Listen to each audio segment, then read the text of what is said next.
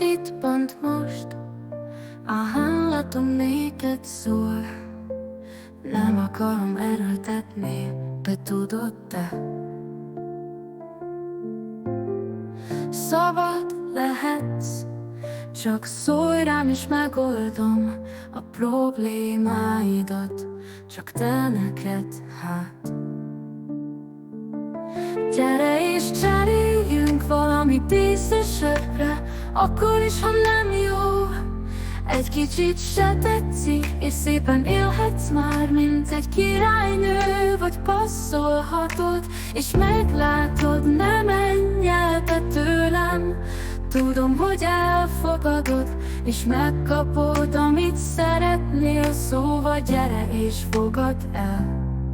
Lehet új életed lesz, lehet saját magad, vagy lehetsz találni. Utasítod, fogadod, a te döntésed. Istenem fogad el tehát, és szabad lehetsz már ma.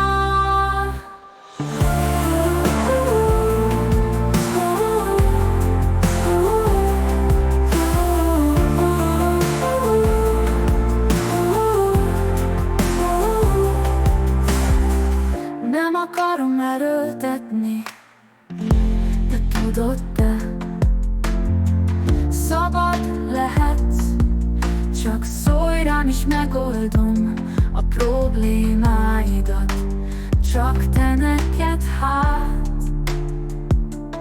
Gyere és cseréljünk valami díszesebbre, akkor is, ha nem jó. Egy kicsit se tetszik, és szépen élhetsz már, mint egy királynő. Vagy passzolhatod, és meglátod, ne menj el te tőlem.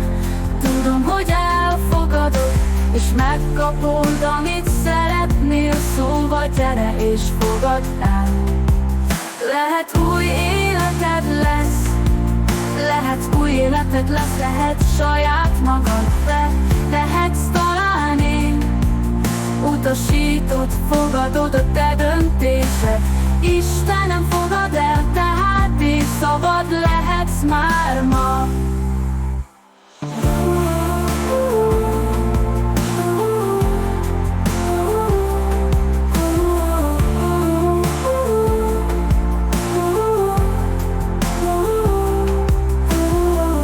Utasítod, fogadod, a te döntésed.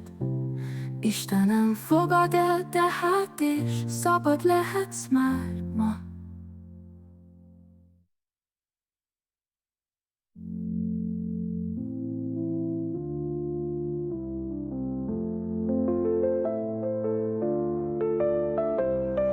Istenem fogad el tehát, és szabad lehetsz már ma. Oh, oh. Istenem fogad el tehát, és szabad lehetsz már ma.